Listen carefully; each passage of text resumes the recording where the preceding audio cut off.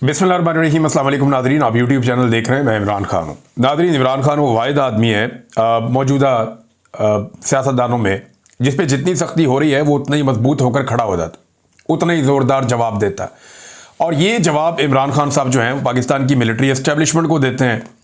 अब जो इमरान साहब का जो रिसेंट एक ट्वीट है उसको अगर आप पढ़ें तो आपको आइडिया हो जाएगा कि ये तो ऐलान जंग है।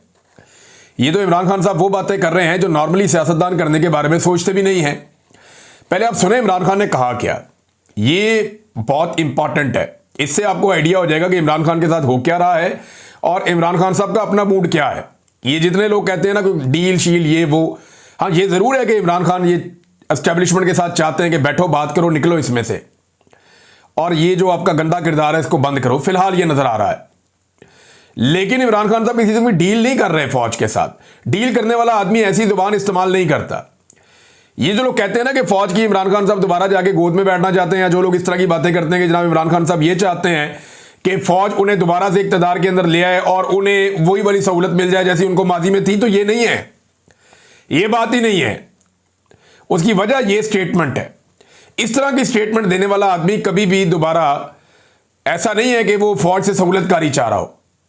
ये स्टेटमेंट वो आदमी देता है जो ये चाह रहा हो कि निकलो बीच में से, यानी मेरा मुल्क है मैं चला लूंगा, भाई हम मुल्क के मालिक हैं, तुम जबरदस्ती आके तुमने हर चीज पे कब्जा किया हो। तो ये इस तरह की सोच वाला आदमी ये बात कर सकता है। अब जरा ये देखें आप, पाकिस्तान में इस वक्त मार्शल नहीं आसिम लॉ नाफिज है। ये डील करने वाला बंदा ये बात करता है। इमरान खान साहब के अपने ट्विटर हैंडल से ये लिखा गया है, मुल्क में आसिम मुनीर का कानून चल रहा है और ISI उसे तहफ़्फ़ुज़ दे रही है। जो चीज आसिम मुनीर को ताकत देती है वो इस मुल्क का कानून बन जाता है। आसिम मुनीर अपनी ताकत के लिए मुल्क की हर चीज की कुर्बानी देगा। ये आर्मी चीफ फौज की बदनामी करवा रहा है जैसा कि याह्या खान ने किया था। कैटेगोरिकली इमरान खान साहब ने कह दिया कि जो मौजूदा पाकिस्तान का field marshal army chief Asim Munir साहब हैं, इमरान खान साहब ने क्लियर कर दिया कि ये एग्जैक्टली याह्या खान ने जैसे फौज की बदनामी करवाई थी वैसे ही ये वाला आर्मी चीफ भी फौज की बदनामी करवा रहा है। इस वक्त सेनेट, कौमी असम्बली, वजीर आजम, सदर सब गैर कानूनी है। एक जाली आईनी अदालत बनाकर हमारी नशिस्तें कम की गई हैं, जो तारीख में कभी नहीं हुआ कि एक जमात की नशिस्तें किसी और को दे दी जाएं।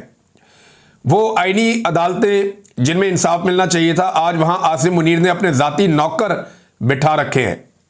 सिकंदर सुल्तान राजा ने तारीखी इलेक्शन फ्रॉड किया है और उसे तौसीह देकर इस धांधली को तहफ़्फ़ुज़ दिया गया। इस्लामाबाद हाई कोर्ट के जज 7 माह से मेरी अपीलें नहीं सुन रहा क्योंकि इसे भी हदायत आसिम मुनीर से मिल रही हैं। इस वक्त मुल्क में आसिम मुनीर का कानून है जैसे पाकिस्तान इसकी जाती मलकियत हो। मुल्क में अदलिया, इदारे और जमहूरियत को मुनज़्ज़म तरीके से तबाह किया गया है। मिलिट्री कोर्ट्स को कानूनी करार दिया गया और यह इकदाम दरअसल अदलिया की जानिब से खुद अपने ऊपर अदम एतमाद है। मेरी अहलिया बुशरा बीबी को बतौर हथियार इस्तेमाल करके मुझे तोड़ने की कोशिश की जा रही है, लेकिन मैं ये वाज़े कर दूं, मैं मर जाऊंगा मगर कभी आसिम मुनीर की बादशाहत को तस्लीम नहीं करूंगा।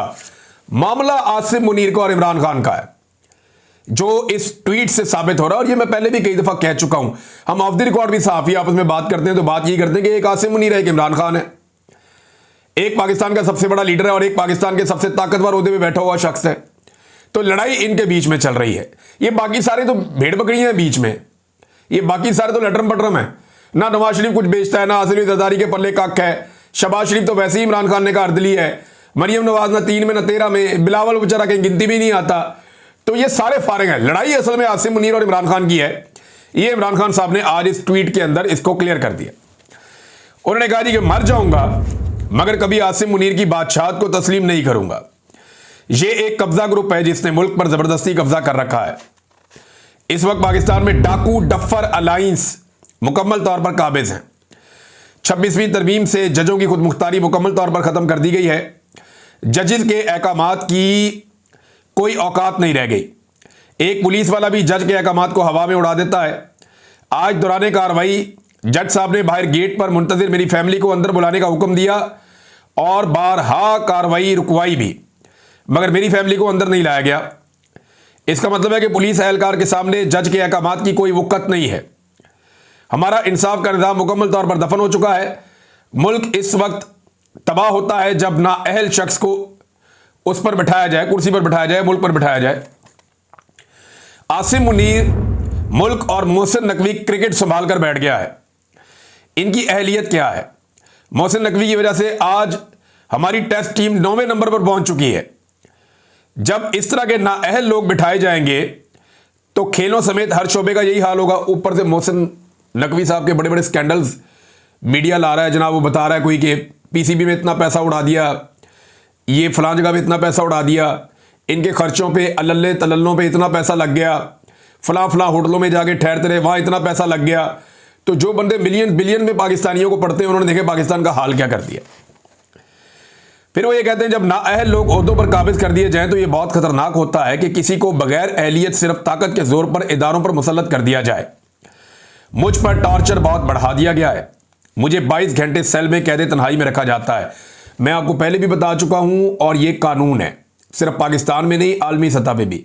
अगर किसी को कैद तन्हाई में डाला जाता है तो ये अदालत के अहकामात पे हो सकता है, क्योंकि कैद तन्हाई आज खुद एक सजा है। तन्हा किसी बंदे को या कैदी को रखना ये एक बड़ी खौफनाक सजा होती है और ये सजा किसी अदालत के हुक्म के बगैर नहीं दी जा सकती, जो अदालत की इंफॉर्मेशन से बाहर इमरान खान साहब को दी जा रही है। वो ये कहते हैं कि 22 घंटे मुझे सेल में कैद तन्हाई में रखा जाता है, किताबें नहीं दी जा रही, हालात हादरा से बेखबर रखने के लिए ना ही अखबार दिया जा रहा है और ना ही टीवी देखने की इजाजत है। ये ना सिर्फ मकामी बल्कि आलमी इंसानी हकूक की बदतरीन पामाली है। आज जज के हुक्म पर 3 घंटे के बाद फकत एक किताब मुझे मुहैया की गई है, जबकि मेरी फैमिली ने गुज़िश्ता 1.5 माह के दौरान कम से कम 2 दर्जन किताबें भिजवाई हैं। जब से जेल सुपरिटेंडेंट गफूर अंजुम आया है, मुझ पर टॉर्चर बहुत बढ़ा दिया गया है। ये तमाम टॉर्चर इसकी सरबराही में किया जा रहा है। हम पाकिस्तान में अमन चाहते हैं। पाकिस्तान में इस वक्त जो भी अमन के साथ खड़ा है, अमन मार्च कर रहा है, हमें इसके साथ भरपूर यकजहती दिखानी चाहिए। आज 7 माह हो गए मुझे अपने बच्चों से बात नहीं करने दी गई है। ये उनका हक है कि वो अदालत में जाएं और मैंने खुद अपने बेटों को कहा है कि वो इंसानी हकूक की बुनियाद पर आलमी अदालत से रुजू करें। वो अमेरिका में किसी से मदद नहीं मांग रहे, बल्कि अपने हकूक के लिए आवाज़ बुलंद कर रहे हैं। जब सदर ट्रंप की हुकूमत आई तब भी मैंने यही कहा था कि पाकिस्तान के फैसले पाकिस्तान में होंगे। ये बात मैं भी आपको बार बार कहता रहा हूं कि ये ज़रूर एक हुकूमत आई है और उसने दावा भी किया कि जनाब हम ये ख़त लिखने लगे हैं या हम वो फ़ोन कर रहे हैं या हमने पैगाम पहुंचा दिया है। और ये चीज़ें उन्होंने ओवरसीज़ पाकिस्तानियों को, बड़े इंपॉर्टेंट और बड़े मोतबर लोग हैं जिनको बताई और उन्होंने वो चीज़ें शेयर भी की।